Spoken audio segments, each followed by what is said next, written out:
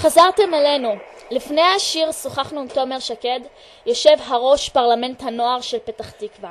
מצטרפת אלינו לשיחה כעת גם נטע כהן, מנחת פרלמנט הנוער. ערב טוב לשניכם. ערב טוב. ערב טוב, ספיר, ערב טוב תום. ערב טוב גם לכם. נטע, שמענו שבקרוב נערכות בחירות לראשות פרלמנט הנוער. ספרי לנו על זה קצת. אוקיי, אז ראשית אני רוצה קודם כל לפתוח בברכה לכל נציגי הפרלמנט ולברך אתכם על ההישג הגדול של תוכנית הרדיו החדשה. תודה רבה. כמובן שהכל גם בתודות למדיה תקשורת ולרחמי מאבי על ההיענות ועל היוזמה, ואני מאחלת לכולנו הצלחה רבה. עכשיו לגבי הבחירות. אני משתתף באיחולים האלה. תודה רבה תומר. אז ככה, לגבי הבחירות, בשבועות האחרונים אנחנו זה נציגי הפרלמנט, אנחנו עוסקים רבות בנושאים שקשורים לבחירות.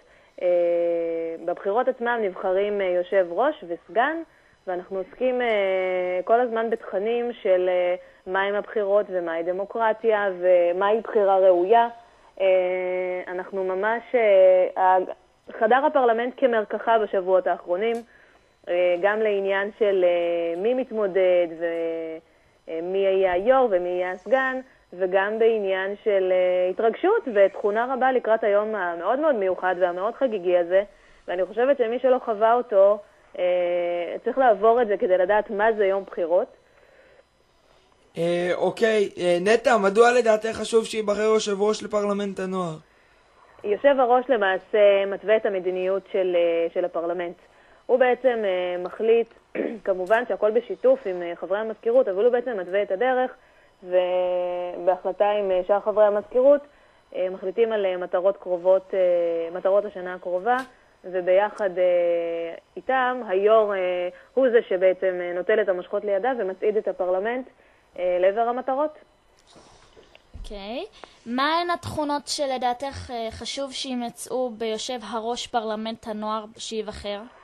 אז ככה, היושב ראש צריך להיות קודם כל בעל תכונות של מנהיגות, בעל תכונות של יכולת לסחוף אחריו בני נוער אחרים, קריזמטי ואחראי ובעל דוגמה אישית, כי בכל זאת הוא יושב הראש של פרלמנט הנוער והוא מייצג את כלל בני הנוער בפתח תקווה, שזה תפקיד שיש הרבה אחריות מוטלת על כתפיו של היו"ר החדש.